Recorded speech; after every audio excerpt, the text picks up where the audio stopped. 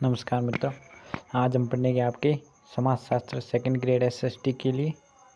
समाजशास्त्र ये एसएसटी आपके सेकंड ग्रेड के लिए है, ठीक है ना। इसके आपके सेकंड यूनिट में आपके मूल अवधारणा है फर्स्ट तो पढ़ेंगे। ये आपके 11th क्लास राजस्थान बोर्ड से टॉपिक है, सेम का सेम है। उसे हम आज का आपके बारे में आज पढ़ेंगे। पहले आपके समाज क्या है कि समाजशास्त्र में समाज एक महत्वपूर्ण और प्राथमिक अवधारणा है। जब समाजशास्त्र को समाज के विज्ञान के रूप में परिभाषित किया गया तो ऐसी दशा में इस विज्ञान को सही रूप में समझने की दृष्टि से समाज के निश्चित अर्थ को समझना आवश्यक है। यानी जो समाजशास्त्र पूरा का पूरा जो एक दूसरे के आधार पर है वो आपके समाज ही है। समाज का अर्थ है परिभाषा। सामान्य बोलचाल की भाषा में समाज शब्द का प्रयोग व्यक्तियों के समूह के लिए किया जाता है। जो व्यक्ति आपस में इकट्ठा होते हैं उसी को हम क्या कहते हैं, समाज। या किसी भी संगठन या असंगठित समूह को समाज कह दिया जाए, जैसे आर्य समाज, ब्रह्म समाज, प्रार्थना समाज, ये आपके हिंदू समाज इत्यादि।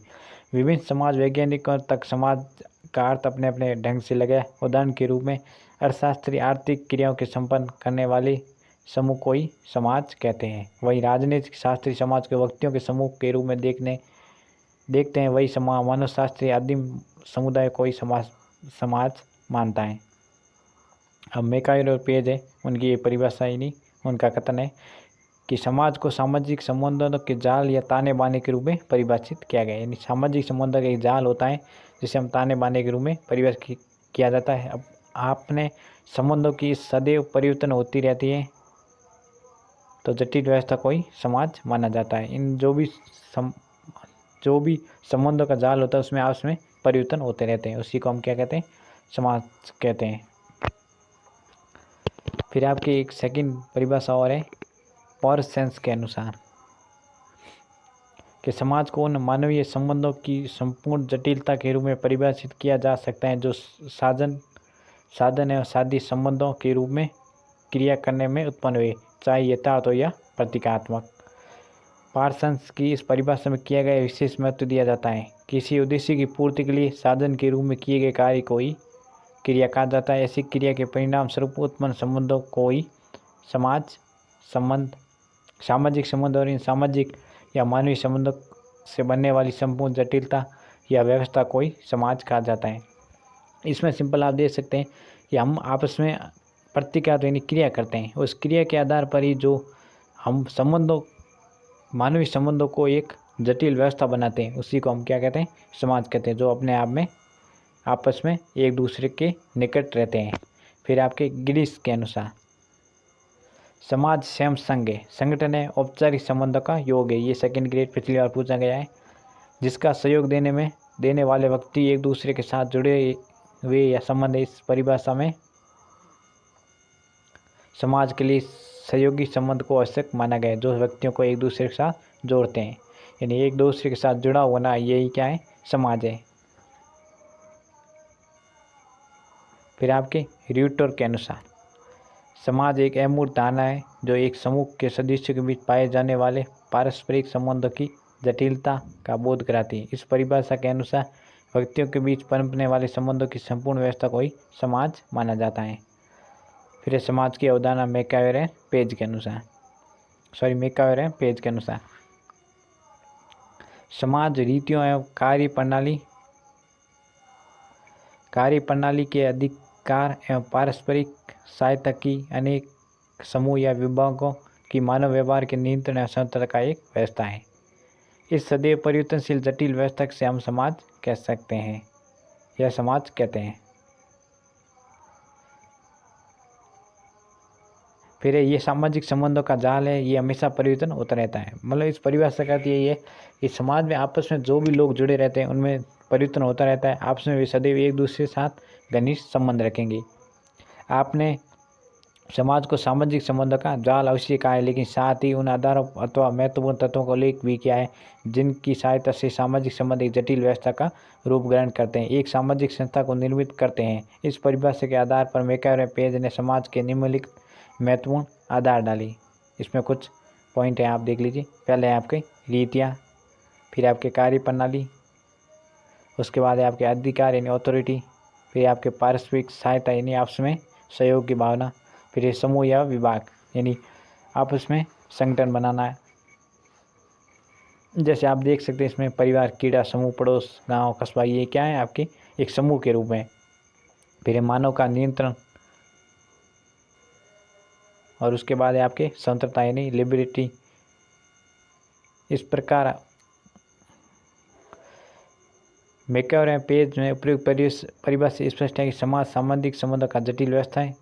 इसके 7 आधार, परंतु साथ ही समाज में निम्नलिखित 3 बातें का होना आवश्यक है। व्यक्तियों की बहुलता यानी व्यक्ति ज़्यादा होने चाहिए, यानी व्यक्तियों की आपस में, समाज में विभिन्न व्यक्तियों के बीच पाए जाने वाले सामाजिक संबंधों से मानता है। यद्यपि समाज व्यक्तियों का समूह नहीं, परंतु ये भी सत्य है कि व्यक्तियों के अभाव में सामाजिक संबंधों की कल्पना भी नहीं की जा सकती। अतः समाज के लिए प्रथम आवश्यकता है व्यक्ति का समूह, ताकि सामाजिक संबंधों से निर्मित हो सके। यानी समाज में सबसे इम्पोर्टेंट व्यक्ति कौन है? जो व्यक्ति होता है वही इम्पोर्टेंट है। सामाजिक संबंध है सेकंड आपके, व्यक्तियों के बीच पनपने वाले सामाजिक संबंधों के संगठित रूप को ही समाज माना जाता है। जब व्यक्ति होंगे तो उनमें आपस में कुछ न कुछ संबंध होगा, यानी आपस में रिलेशन होगा। फिर तीसरा आपके सामाजिक अंतःक्रिया, केवल व्यक्तियों के होने से उनमें सामाजिक संबंधों के पनपने मात्र से समाज का निर्माण नहीं हो सकता, या उन व्यक्तियों के सामाजिक अंतःक्रिया का ही होना भी आवश्यकता है। जैसे मान लीजिए आप देख लीजिए, इसका उदाहरण एक गांव है। अब गांव में कुछ लोग रहते हैं तो वे आपस में एक दूसरे के साथ संबंध होते हैं। जैसे मान लीजिए ये व्यक्ति है तो ये इसके साथ भी संबंध रखेगा, इसके यानी हर प्रकार से वो चारों तरफ अपने संबंध रखेगा। लेकिन जैसे मान लीजिए एक शहर है, अब शहर में मान लो कोई सोसाइटी बनी हुई है, तो ये व्यक्ति रह रहा है तो वो व्यक्ति इससे संबंध नहीं रखेगा, ठीक है, इससे नहीं रखेगा, इससे नहीं रखेगा, तो इससे ये समाज नहीं बनेगा।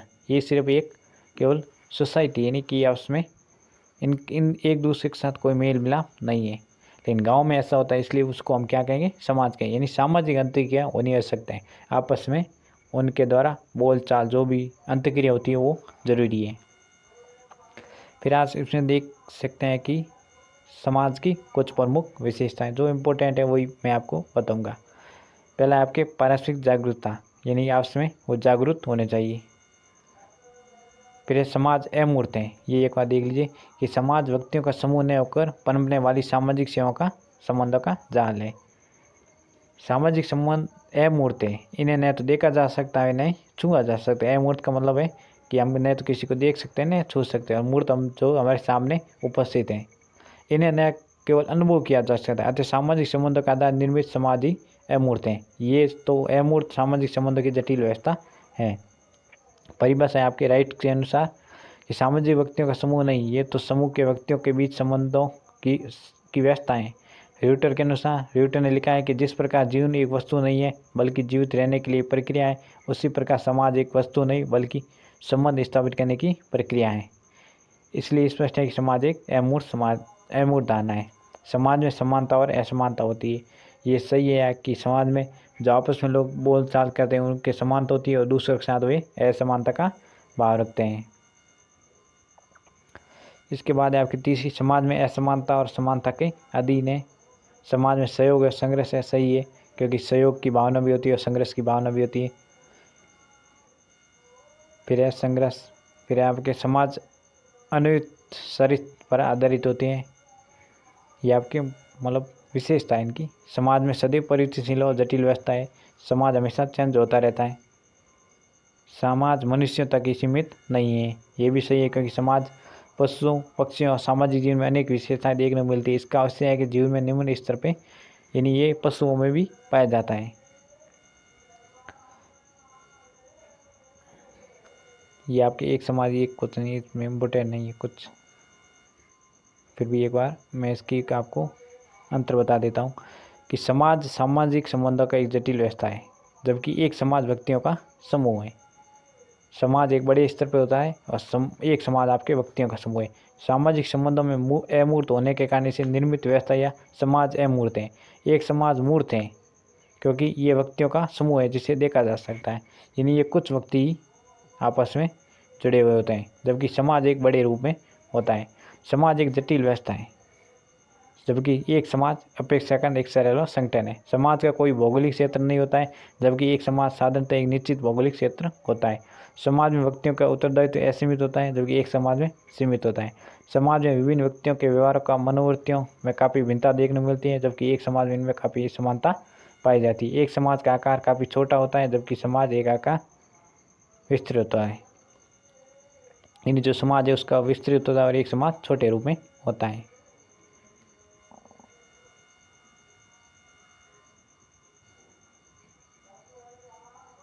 अब दो प्रकार के समाज है। एक तो है परंपरागत समाज।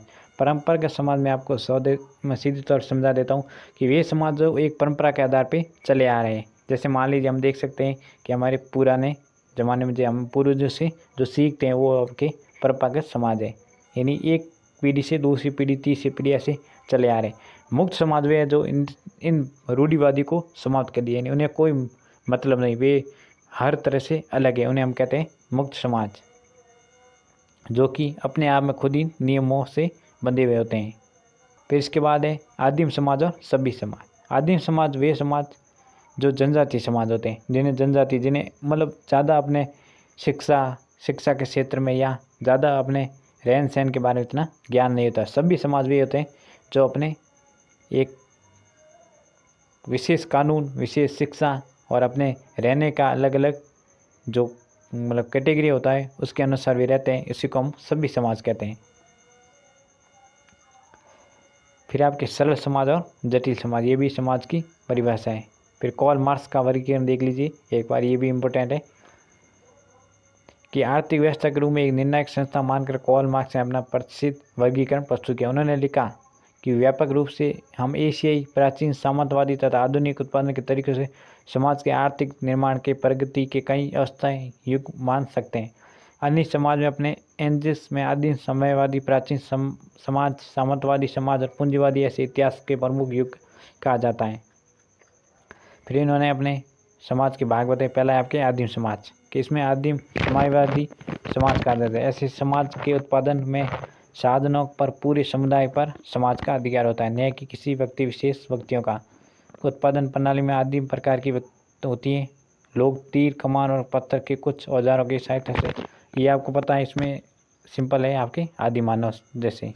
फिर आपके एशियाई समाज जो एशिया से संबंधित होते हैं, जिनमें आप देख सकते हैं छोटी छोटी इकाइयों द्वारा किया जाता है और राज्य के नौकरशाही जन पूर्ति द्वारा प्रमुख कार्य संपन्न किए जाते हैं। ये निकट से प्रदान होते हैं। फिर आपके प्राचीन समाज जो पहले के ज़माने के थे।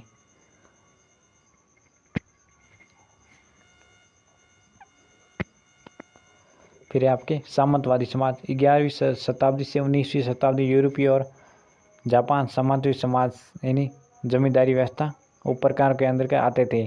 फिर आपके पूंजीवादी समाज, जो लोग मतलब ज़्यादा धनवान होते थे, उनका भी एक अलग से कैटेगरी समाज बन गया, जिन्होंने कार्ल मार्क्स ने सबसे ज़्यादा इनका विरोध किया।